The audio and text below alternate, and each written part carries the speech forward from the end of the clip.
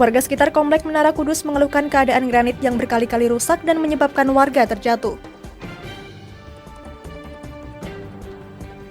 Wilayah pesisir kota Semarang kini dipenuhi dengan timbunan sampah yang didominasi oleh limbah rumah tangga maupun industri.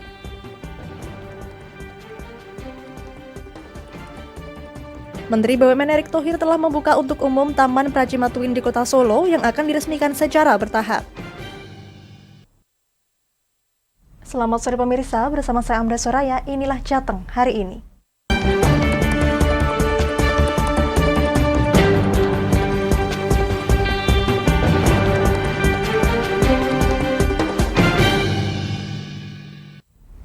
Wilayah pesisir kota Semarang ini dipenuhi dengan timbunan sampah. Sampah berserakan di sekitar kawasan Kampung Nelayan Tambak Rejo, Kelurahan Tanjung Mas, Kecamatan Semarang Utara. Berdasarkan pantauan, sampah-sampah tersebut didominasi oleh limbah rumah tangga maupun industri.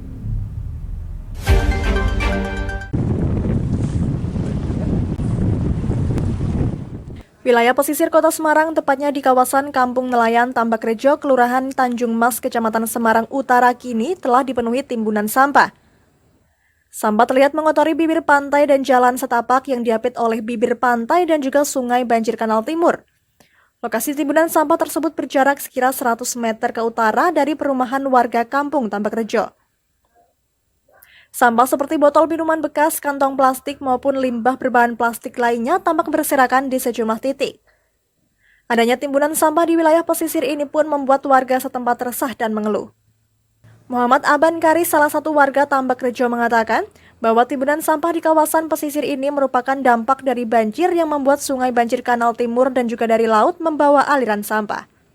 Kalau untuk banyaknya sampah di sekitaran Tambak Rejo sendiri itu mulai dari sejak 2012 itu udah banyak.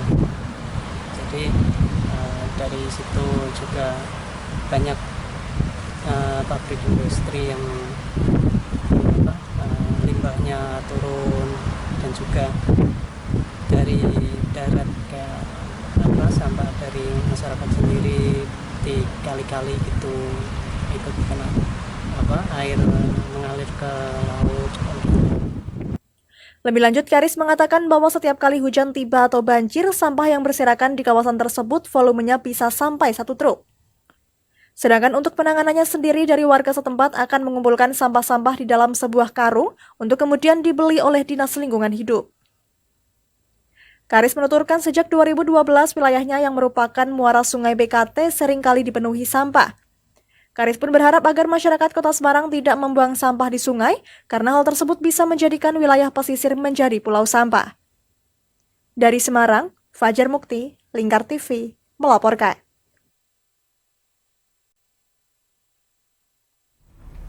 Pemirsa, granit di Komplek Menara Kudus kembali berlubang dan pecah, sehingga memicu kemacetan dan membahayakan para pengguna jalan. Tanya itu, jalanan yang seharusnya hanya dilewati kendaraan roda 2 dan roda 3, justru juga dilewati kendaraan roda 4.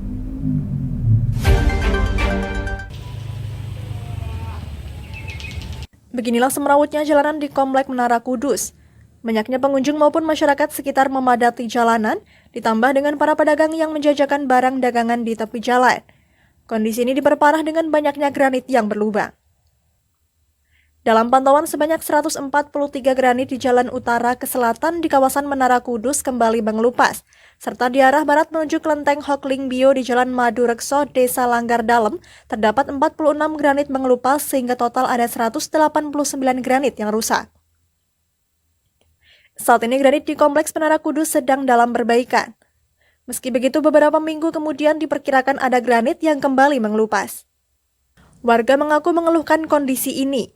Banyak warga yang jatuh dikarenakan menghindari lubang yang ada. Selama dipasang ini kan yang aman cuma sebentar aja. Nah, terus selanjutnya kan bolong 1, bolong 2 gitu, terus sekarang ke sana terus. Tapi dulunya dipasangnya apa, Bu? Batako atau gimana? Batako. Lebih awet mana, Bu, menurut Ibu? Kayaknya enggak benahi itu batako ya, enggak pernah benahi ya. Malah dipasang seperti ini malah sering rusak ya, Bu ya? Ya sering rusak, benahi sini sana lubang lagi, benahi sana sini lubang lagi gitu terus. Tapi menurutnya Ibu, ini kan banyak yang berlalu lalang di sini, apalagi juga banyak turis juga ke sini. Itu menurut Ibu mengganggu nggak? Bisa diceritakan, Bu? Kalau jalan lubang sangat mengganggu pemandangan. Terus bagi para pejalan gimana, Bu? Ya emang ganggu juga, apalagi pinggir-pinggir itu kan ada orang jualan, jadi mau apa persimpangan, jadi kan susah, jadi macet, jadi selalu macet. Proses perbaikan granit ini belum bisa ditarget, mengingat lalu lintas di kompleks cukup padat. Meski begitu, upaya perbaikan selalu dilakukan. Pihaknya berharap hal ini segera ditangani baik dari konsep maupun teknis pengerjaan, supaya granit lebih awet dan aman bagi para pengguna jalan. Dari Kudus, Mutia Parasti, Lingkar TV, melaporkan. Wisuda jadi momen membahagiakan bagi para mahasiswa Universitas Muhammadiyah Kudus. Ditambah lagi 20 mahasiswa telah dipesan rumah sakit di Karisidenan Pati untuk bekerja yang akan dimulai pada Maret 2023.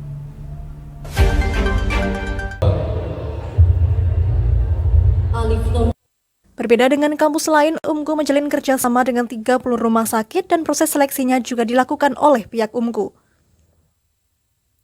Hal ini sangat potensial bagi para mahasiswa, mengingat banyak mahasiswa yang ketika lulus bingung mencari kerja.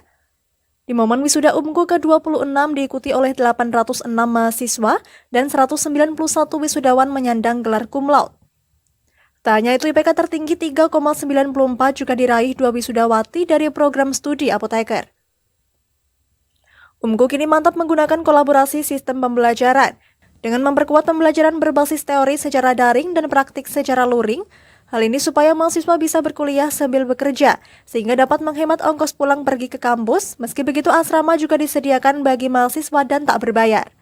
Jadi sebetulnya ini juga sudah ada sekitar 20 mahasiswa yang telah dipesan di berbagai rumah sakit, dan ini sedang biasanya ujinya di kita malah. Rumah sakit menyerahkan kepada kita untuk menguji, nanti rumah sakit juga akan saling koordinasi. Jadi nanti kalau ada alumni kok tidak bagus, dia akan meminta untuk menarik. Nah, dan itu biasa kita lakukan untuk fresh graduate, tidak masalah.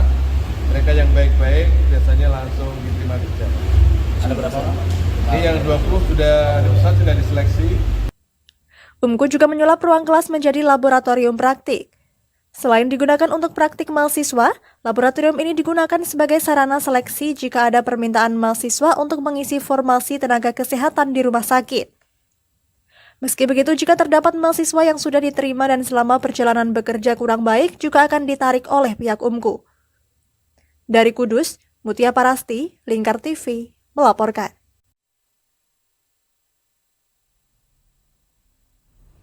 Kami akan jeda sejenak pemirsa, tetap bersama kami di Jateng hari ini.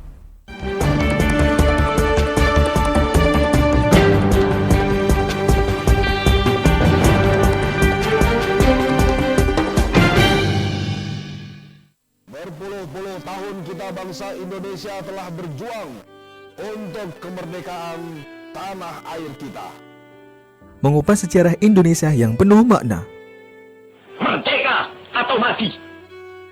Berbagai informasi sejarah yang ada di Indonesia, sejarah tradisional warisan bangsa. Semua terangkum dalam Aku Indonesia, setiap Senin sampai Sabtu jam 7 sampai jam 11 siang, hanya di Lingkar TV. Tidak hanya para pengguna, Polda Jateng beserta jajaran membasmi pengedar dan bandar yang cukup meresahkan. Puluhan pelajar dari SMP Negeri 1 Gringsing, Kabupaten Batang, Jawa Tengah, menjadi korban pencabulan oleh oknum guru agama setempat. Merangkum semua peristiwa sebagai berita yang penuh fakta. Bersama Amanda Soraya, inilah Jateng hari ini, setiap Senin hingga Sabtu jam 9 malam, hanya di Lingkar TV.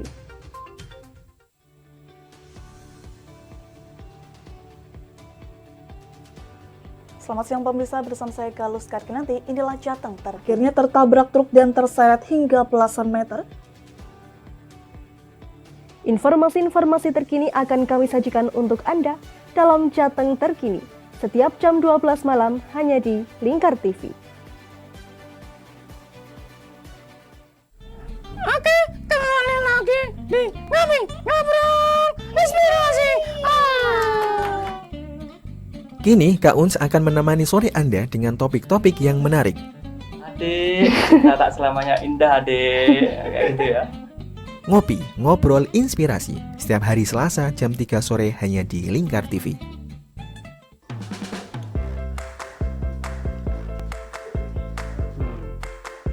Petualangan yang menarik sang pencinta kuliner. Mantul tetap, mantap rasanya pemirsa. Menikmati setiap makanan yang lezat dan mantap saat dihidangkan. Semua hadir di Wayai Kulineran setiap hari Minggu jam 11 siang hanya di Lingkar TV.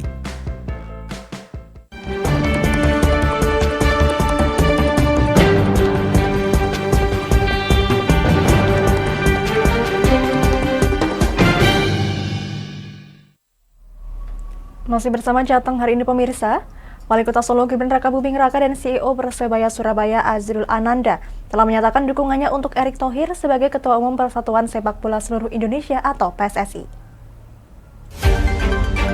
Masih di mana-mana bukan akhir tahun juga.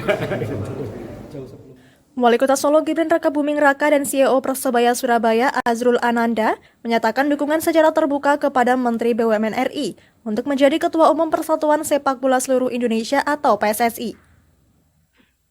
Gibran menjelaskan hal ini setelah pendaftaran diri Erick Thohir sebagai calon Ketua Umum PSSI periode 2023 hingga 2027. Gibran mengatakan alasannya mendukung Erick Thohir sebagai Ketua Umum PSSI lantaran melihat sepak terjangnya di dunia bola. Tentunya tak hanya di kancah sepak bola nasional tapi juga internasional. Oh, saya nggak tahu aturannya seperti apa ya, boleh double jabatan sebagai menteri dan ketum PSSI atau enggak. Yang jelas saya percaya Pak Erick bisa membawa persepak bolaan Indonesia ke arah yang lebih baik. Melihat situasi persepak bolaan Indonesia saat ini, Gibran menyampaikan bahwa sosok Erick Thohir sangat diperlukan. Menurutnya Indonesia butuh seseorang yang profesional, berpengalaman, dan berkomitmen.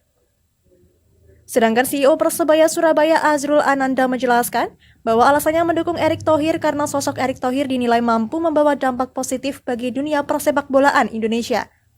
Ini momen terbaik, terbesar untuk melakukan perubahan di sepak bola nasional. Kalau momen ini lewat, mungkin masa depan sepak bola akan suram. Dan harus diingat bahwa momen ini muncul karena terjadi tragedi yang mengakibatkan 135 orang meninggal. Jadi jangan sampai tragedi itu menjadi sia-sia. Jadi momennya harus dilakukan. Jadi akan mendukung Bang Erick melakukan perubahan. Menurutnya momen saat ini adalah momen yang tepat untuk melakukan perubahan dalam sepak bola dengan cara mengganti pucuk pimpinan. Dari Solo, Raditya Irmansyah, Lingkar TV, melaporkan.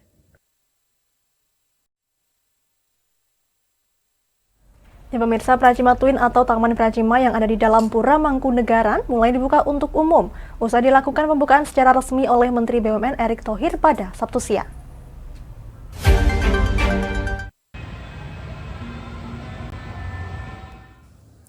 Menteri BUMN bersama Wali Kota Solo pada Sabtu siang 21 Januari 2023 datang meninjau Pracima Twin atau Taman Pracima yang ada di dalam Pura Mangkunegaran Solo. Kedatangannya ini adalah untuk meresmikan Taman Pracima. Erick Thohir juga berharap keindahan Pura Mangkunegaran yang awalnya tidak dapat dinikmati untuk umum, kali ini dapat dinikmati bersama-sama. Saya rasa ini sesuatu yang baik untuk Kota Solo dan Kemangkunegaraan ketika pemerintah pusat, pemerintah daerah satu membangun yang namanya tempat bersejarah untuk kembali membangun wawasan generasi muda untuk mengingat bagaimana sebenarnya fondasi budaya kita sebagai kebangsaan. Pembukaan tersebut secara simbolis dilakukan oleh Raja Mangkunegaran 10 GPH Bri Cokrohutomo Wirasujiwo bersama Wali Kota Solo Gibran Rakabuming Raka dengan pemukulan gong. Galeri dan lain-lain ya. Tapi rencana dibuka untuk umum memang langsung atau Dibuka untuk umum dong. gratis atau nanti ada berbayar atau Ya makan Mbak. Ya. Nanti konsepnya pembayarannya dan lainnya tanya Gusti ya Kanjeng Gusti ya. ada pembatasan atau mungkin ketika masuk Mas nanti? Ingat Nanti aturannya yang paling paham Gusti. Selain itu, Direktur Persis Solo yakni Kaisang Pangarep bersama sang istri Erina Gudono juga turut hadir dalam pembukaan Pracima Twin tersebut. Pada kesempatan yang sama, Mangkunegara 10 GPH Bri Cokrohutomo Wirasujiwo mengatakan, soft opening atau pra-pembukaan mulai dilakukan untuk umum. saya berkunjung Tentu sementara karena kondisi juga masih awal-awal, pembangunan juga masih berproses walaupun sudah tidak seintens kemarin ya. Tapi jadi tentu kita akan buka dengan kuota siang harinya melalui reservasi. Yang informasi nanti lebih lengkapnya ada di Instagram kami ya, di Instagram pracima.mn, pracima.mn. Jadi di situ kami akan berikan update-update-nya, perkembangannya bagaimana berikutnya. Tapi sementara kita akan buka bertahap sampai bulan Maret. Nanti bulan Maret kita akan grand opening.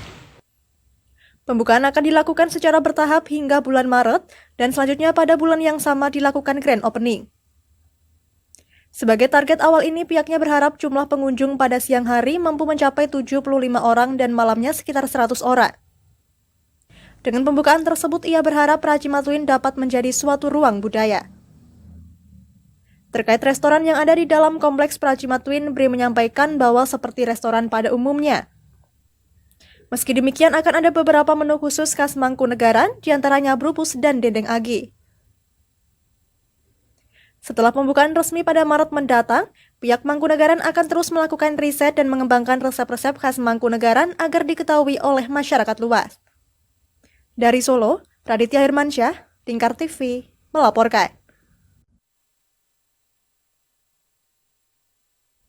Ya demikian Jateng hari ini, saya Amanda Soraya dan seluruh kru yang bertugas pamit dari hadapan Anda. Terima kasih dan sampai jumpa.